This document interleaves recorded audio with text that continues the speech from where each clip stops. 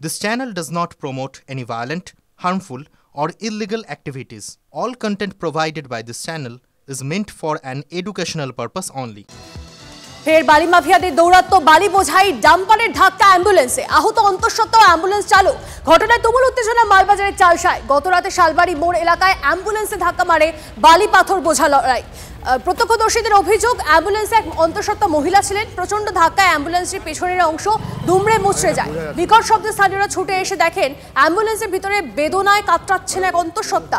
তাকে দ্রুত উদ্ধার করে মালবাজার সুপার স্পেশালিটি হাসপাতালে ভর্তি করেন স্থানীয়রা। স্থানীয়দের প্রশ্ন, নদী থেকে বালি পাথর উত্তোলন বন্ধ থাকার নির্দেশ থাকলেও রাতের অন্ধকারে এভাবে ডাম্পার ছুটছে কিভাবে?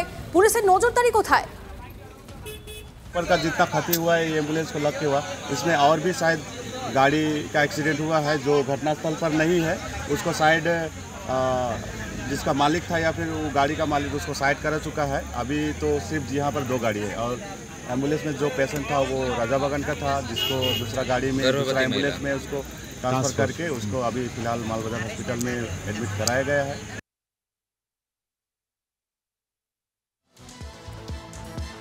আচমকা অনলাইন গেমিং বন্ধ দেশে, বন্ধ নামি দামি সংস্থার অনলাইন গেমিং। যাদের বিজ্ঞাপনে দেশের নামি দামি ক্রিকেটারদের দেখা যেত, অনেকেরই মাথায় হয়তো হাত পড়েছে। যারা খেলতেন, টাকা লাগাতেন আগামী মাসে এশিয়া কাপ, অনেকেরই আয়ের রাস্তা বন্ধ হয়ে গেল। আচ্ছা, অনলাইন গেমে সবারই কি লাভ হতো? নিশ্চয়ই নয়, ক্ষতি হতো অনেকেরই। সেই টাকা কোথায় যেত জানেন?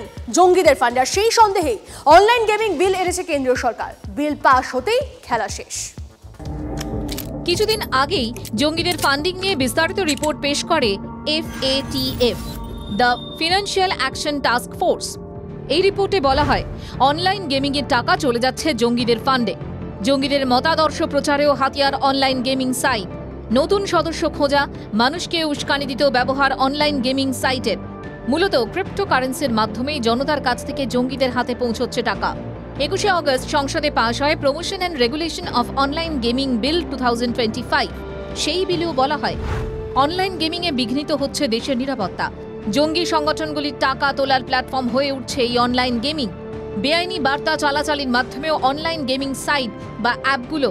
গেমিংয়ে যে টাকাটা আমাদের কোটি কোটি টাকার ব্যবসা চলছে, কোটি কোটি বিলিয়ন ডলারের, সেটা ক্রিপ্টোকারেন্সি বা বিভিন্ন মাধ্যমে সেটা কিন্তু বিদেশে যাচ্ছে। এটা কিন্তু আমরা দেখতে পাচ্ছি এবং এখান থেকে টেরোরিস্ট ফান্ড বলুন সব কিছুই হতে পারে। এই জন্য আমাদের মানি গেমিং কন্ট্রোলের উপরে একটা নতুন আইন এসছে। Money flows out of the country in cryptocurrency mostly and it is actually international, not of course it is completely interstate, but apart from being interstate it is also international. এই প্রতারণাগুলো এখন তো এটা ডিজিটাল টেররিজম বললেই চলে। অসাধু জায়গায় বলেই তো প্রতারণার টাকাটা যাচ্ছে। সুতরাং এগুলোর মধ্যে নিশ্চিতভাবে বলা না গেলেও বলা যায় যে এটা কোনো একটা অসাধু কাজের জন্য ইউজ করা হচ্ছে এই মানিগুলোকে। এই বিল পাশের পরে ব্যবসা বন্ধ করে দেয় পরিচিত সংস্থাগুলি, যেমন ড্রিম 11, ভারতের ক্রিকেট নিয়ামক সংস্থা BCCI এর স্পন্সর। আপাতত সম্পর্ক ছেদ, যে সম্পর্ক নিয়ে বড়সড় প্রশ্ন উঠছে কেন্দ্রের বিল সামনে আসার পর। এতদিন কারও সন্দেহ হলো না। Bureau report, TV9 Bangla. হইচই করে উদ্বোধন, বহু প্রতীক্ষিত 3টি রুটে মেট্রো রেল চালু। ওই রুটের অগণিত মানুষের মুখে যখন চওড়া হাসি, তখন ক্রমশ হাসি মিলে যাচ্ছে পুরনো রুটের যাত্রীদের। পুরনো মানেই যেন ব্রাত্য। টানাটানির সংসারে যা হয় আর কি। পুরনো রুটের পরিষেবা কার্যত ভেঙে পড়লেও সেদিকে নজর দেওয়ার সময় কোথায়? মেট্রো কর্তৃপক্ষ এখন ব্যস্ত নবীন বরণে।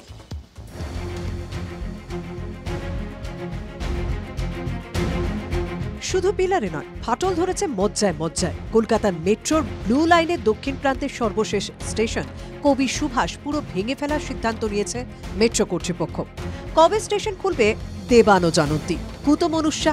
না, ভাববেন না এটা এক খণ্ডচিত্র। পুরনো মেট্রো এখন চলছে এভাবেই, টেনে টুনে বৃদ্ধ বৃদ্ধার মতো। ভরা অফিস টাইমে কখনো সিগন্যালিং এর সমস্যা, কখনো শর্ট সার্কিট থেকে রেখে আগুন, কখনো আবার চলমান সিঁড়ি থেকে ধোঁয়া বেরোচ্ছে। এই তো সেদিনকার কথা। পার্ক স্ট্রিট মেট্রো স্টেশনে বর্ষার জমা জল ভেতরে ঢুকে জল থই থই স্টেশন। তারপর আর কি?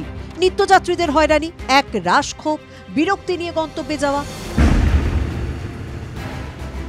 কথায় বলে পুরনো চাল ভাতে বাড়ে, সেখানে লাগাতার ভোগান্তির ছবি বলছে পুরনো মেট্রোয় দুর্ভোগ বাড়ে। গোদের ওপর বিস্ফোরা কর্মী সংকট, টানাটানি সংসারে তো নুন আনতে পান্তা পুরনোর মতো। অগত্যা জোড়াতালি কারবার চলছে চুপিসারে, অনেকটা শিয়ালের কুমির ছানা দেখানোর মতো। এক করিডোর থেকে অন্য করিডোরে কর্মীদের বদলি করে পরিষেবা সামাল দেওয়ার চেষ্টা চলছে।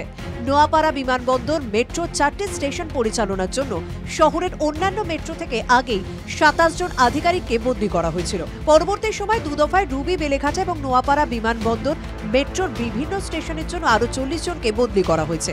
ইস্ট ওয়েস্ট মেট্রোর এসপ্ল্যানেড স্টেশন 2টি শিফট মিলিয়ে 8 জন কর্মীর ভরসায় চলছে। সেখানে নয়া 3টি পরিষেবা শুরুর পাশাপাশি ট্রেনের সংখ্যা বাড়ানো হয়েছে। সামনে তো পুজো, তখন কি হবে বলুন তো? ভয়াবহ কর্মী সংকটে ভুগছে মেট্রো রেলওয়ে। এই যে দমন পীড়নের মধ্যে দিয়ে মেট্রো রেল চলছে এবং এর জন্য কিন্তু পুজোর ভিড় শুরু হয়ে গেছে। একটা ব্লু লাইন থেকে তুলে তুলে সব জায়গায় পাঠিয়ে অপরিকল্পিতভাবে এইভাবে কতদিন চলবে? মোটরম্যান থাকা দরকার 500, রয়েছে 250।